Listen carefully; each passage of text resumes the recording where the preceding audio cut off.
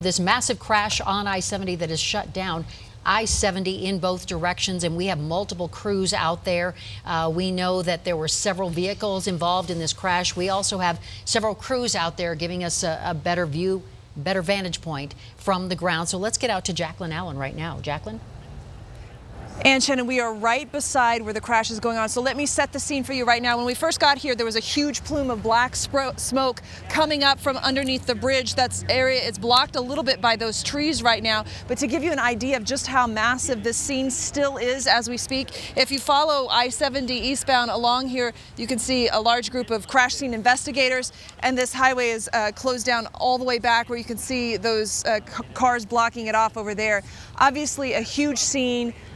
A lot of agencies out here responding right now. We're supposed to get some more information very soon from Lakewood Police. They said they will be meeting us here to give us an update. What we're seeing right now on Twitter and what's going on social media from law enforcement is that there are at least 2 injuries. West Metro Fire tweeted that out. We're hearing right now, we don't know if there have been any fatalities. We don't know how serious those injuries are.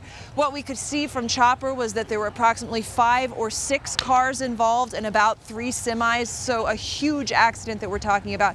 The good news, though, is as you can see here, that smoke plume has died down significantly as they try to get this under control and try to deal with sort of the aftermath of this crash. But we can tell you firsthand, as we are trying to get out here, it has had a huge impact on traffic in this area, and law enforcement is asking everyone to avoid the area if possible. We've seen a lot of looky-loos driving by to try to see what's going on, and that is not helping things as first responders are coming and going and trying to get to this accident scene. So again, the good news is the smoke plume is dying down significantly. When we first came here, it was tough to breathe. It was so thick and smoky in the air, and right now we can hardly smell it at all. So a significant improvement just in the last hour. Reporting live, Jacqueline Allen, Denver 7. Jacqueline, if you could stick around just for a minute more. I know you're just arriving to the scene. The one blind spot we have had from Air Tracker 7 has been beneath the Denver West overpass there. Can you, from your vantage point, see underneath there and see what we cannot, and how many other vehicles, if any, are under there? I walked all the way down to where you can see that sign to try to see if I could see better around the trees, and I couldn't see much better, I'll tell you that, because of these trees sort of in the way. So as soon as I can, I'm going to try to get closer to see if I can get a better look at what we're talking about here. But from our vantage point, I could see a little bit more with the smoke and the first responders, but directly under the bridge is tough to see right now. So we are going to try to reposition and get you a better shot of that so we can see exactly what's going on and what we're talking about here. And there's also that bucket truck, or that has extended, that is not one of the fire department vehicles, but it looks like they're just monitoring things. And I'm trying to figure that out. They did not use that vantage point to put water on it. Are they just up there monitoring exactly what they're dealing with? That's what it appears. I know that generally when we're talking about these fire scenes, you have a lookout, keeping an eye on things from above to make sure if there is something that looks like it might fall down on the crews, or if there is any sort of danger.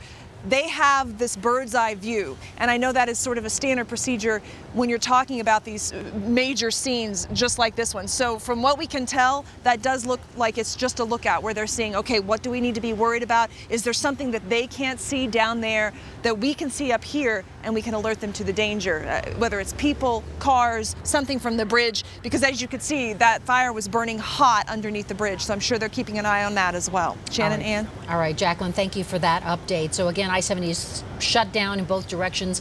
They're suggesting if you need to get around this, C470, Colfax, 6th Avenue, because this is going to be a long night as crews try to get a handle on this situation and get all of this area cleaned up, because there are still major hot spots on this fire at I-70.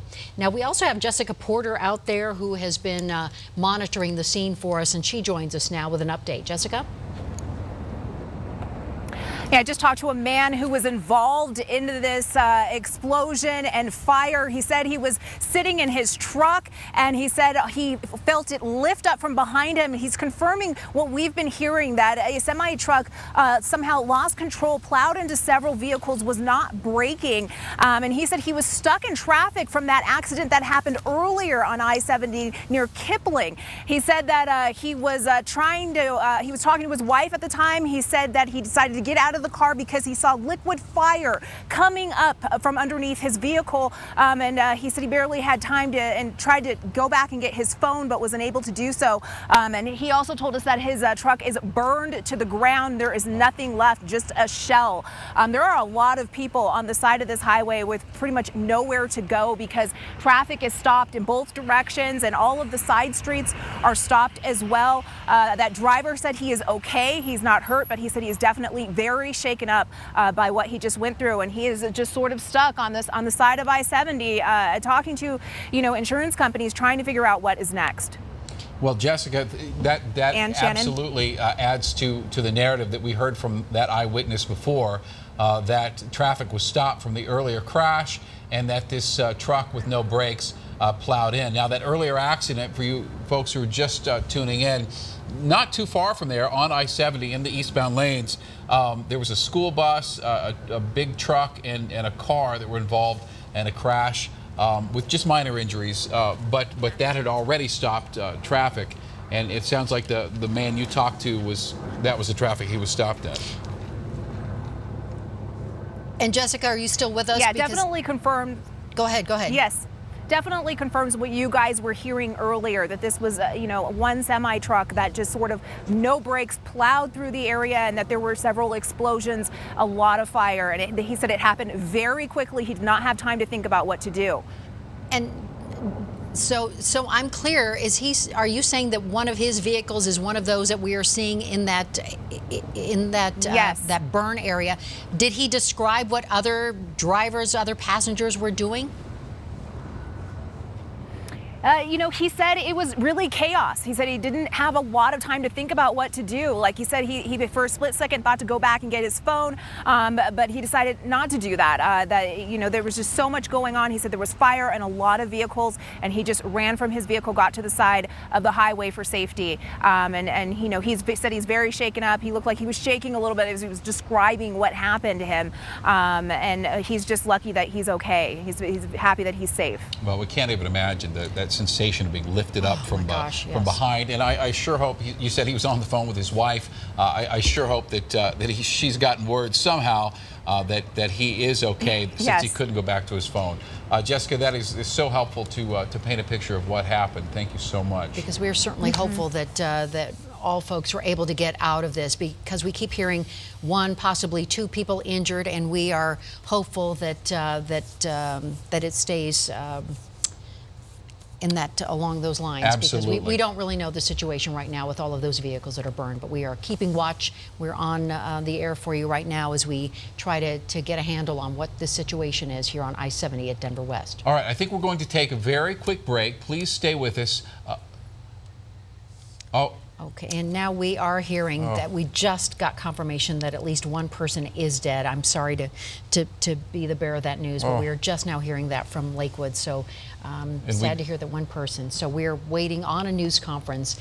And in fact, we are going to stay with you as we wait for that news conference to happen, because we're getting word that there are 12 cars and involved. 3 semi-tractor trailers involved in all that. And as Ann said, unfortunately, there has been at least one fatality. We don't know who that was, if it was the driver of that truck that came upon it or one of the vehicles that truck struck.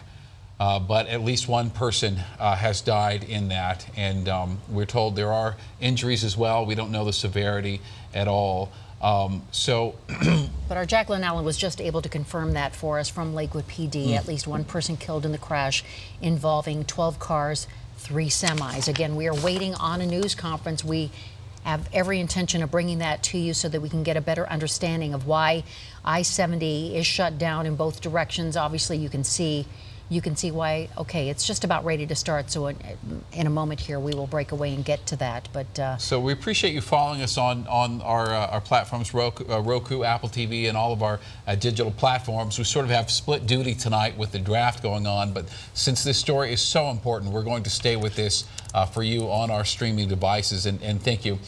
Okay, there's a press conference going on. Let's listen in live. Everybody good? Okay. What can you tell us about what's going on? Well, first of all, for purposes, like I said, Lakewood Police Department, I think we all have my name for that.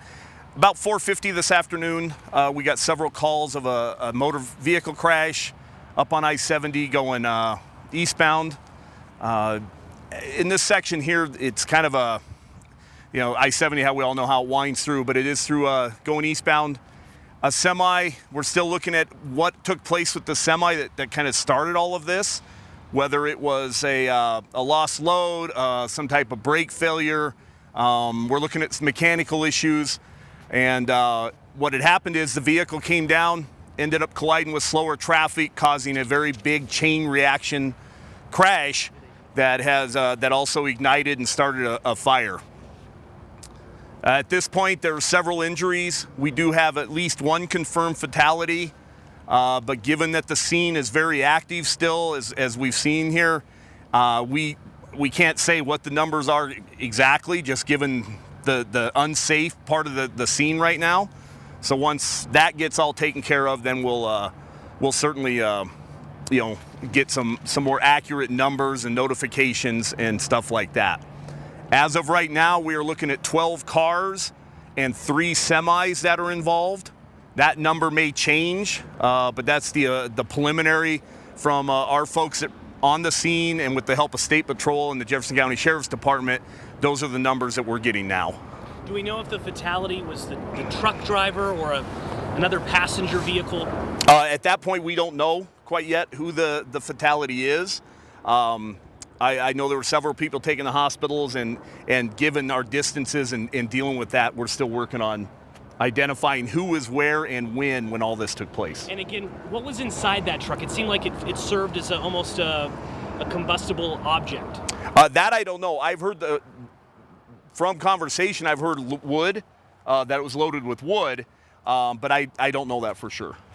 Do we know the time that passed between the semis coming down? Is it coming down a hill? Is that right? Yeah, if he's going eastbound, as we can see behind me, that direction eastbound, where all the police cars and the fire trucks are all in the eastbound lanes. Okay. And so yes, eastbound is what started. Okay, so trucks coming eastbound, crashes into slower traffic. Correct. And then more cars are crashing behind, or no? It sounds like the truck or the semi drove into all of the cars, so everything took place out in front of it. Okay, and do we know how long before then the fire started and then the fire spread? No. It spread to other cars, right? Correct, that is correct. But I haven't heard a time frame of how long before the fire really ignited. Is the working theory that the other school bus accident that shut down I-70 for a time may have played a role? That I don't know. I mean, 450, as we all know, traffic's pretty thick on I-70 as is, and I haven't heard anything about a previous crash down the road that would have caused any of this. Did the driver of the truck, the ball, get out? Get out? Yeah, did he make it out alive? Or? I don't know. That's what we were just talking about. I don't know the exact of who was injured compared to the fatality part. We're still piecing all those together. What are they doing right now over there? Because I know it's on the other side of that bridge, right? Yeah, the main part of this investigation starts at the bridge and then goes east from there. Right now, it's still just making the scene safe. It's more of an active fire right now than it is an accident investigation. Obviously, for the folks working, the first responders, it's a matter of being safe before we can get in there and really start putting together what took place and when. Do you guys have a loose head count on maybe how many people went to the hospital? I know you don't know everything. I don't at this point. Okay. I can't imagine that this is going to open anytime soon. No, this will be several hours that at least eastbound I-70 will be closed. And can you tell us about the bridge? We saw the flames coming up on the bridge. Is the bridge safe, or is it being inspected? I can guarantee CDOT, Department of Transportation, is looking at that. I've seen their vehicles around, so yes, I'm sure that's being evaluated before we go any further there. Can you talk about the emergency response? I mean, it seems like folks from all over are here. Who exactly responded to the smoke? Well, West Metro Fire, obviously for the fire part of it. We have State Patrol. We have Jefferson County Sheriff's Department. We have City of Lakewood Police Department. I don't know if Golden PD is here. Their boundaries are real close to this, but and with CDOT responding. So there was a very active response. Given this stretch of I-70 really comes in and out of jurisdictions. At some points it's State Patrols, at some point it's Lakewood, then we get into Wheat Ridge farther north, and then Arvada, and from there. So that's the reason for the big response. One, because it's a very serious accident. Two, because of the location, it gets a response from all of us so we can continue with the investigation that way. Will you hold another one of these tonight? Yes, as we get updates, we'll start doing more updates that way. Right now, this is very basic in the start of the investigation, so there's a long ways to go with this. And is the fire out now? I have not been told yes or no to that. I haven't talked to anybody from West Metro yet. And it just seems like a lot of people, even bystanders, helped. We've been talking to a lot of eyewitnesses who said that they stepped in and tried to help as many people as they could. Are you hearing that as well? I haven't heard any of that, but from the command post, the biggest concern is making the scene safe. And then, like I said, the investigation will start as soon as that is there.